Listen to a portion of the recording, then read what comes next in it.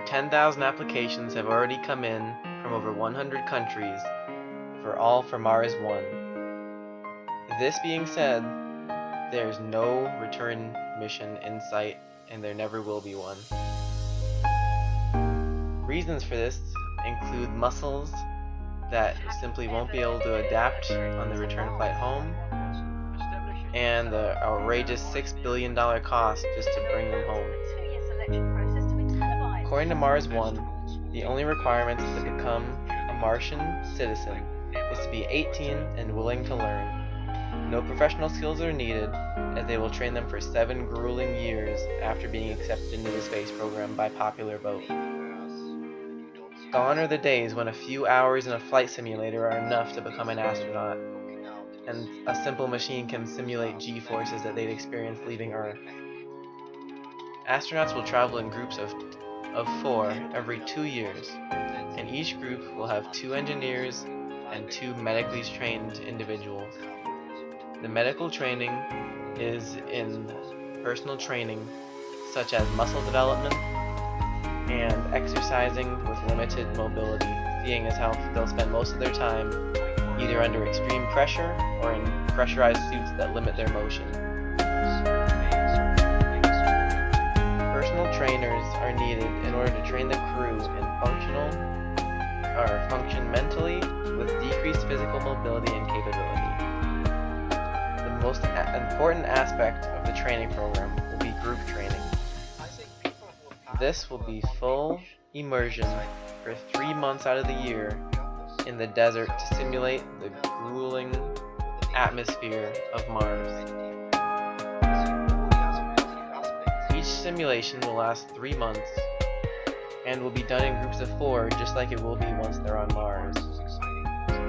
In order to maintain this, they'll be simulating the same effects as Mars, such as limited contact, well actually no contact with the outside world, and limited contact with each other, as well as limited interaction.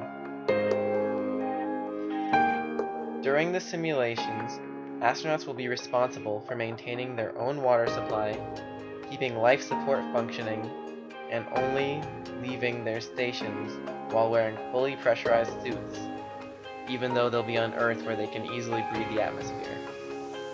Additionally, they must grow their own food and experience a 20-minute communications delay with Earth, just like it will be once they're on Mars. While on Mars, they will also be being filmed for a reality TV series, which they have to be a part of. Now, I propose a different formula for training. So instead of using complicated and extremely expensive technology and different simulations to train these astronauts, I propose that we use the popular mainstream video game Call of Duty. It's available on multiple platforms, it is relatively cheap at the low price of only $50 as compared to millions of dollars just for the software alone, and software engineers to run it and create it. And it also incorporates several elements such as space travel and real-life physics that these astronauts would face in a real-world situation. The popular video game Call of Duty, as you can see, even uses space in one of its missions, where the player is forced to decompress and then travel through a space station, just like the astronauts will be forced to. Thank you all for your time, and as I said, Call of Duty over regular training. Thank you.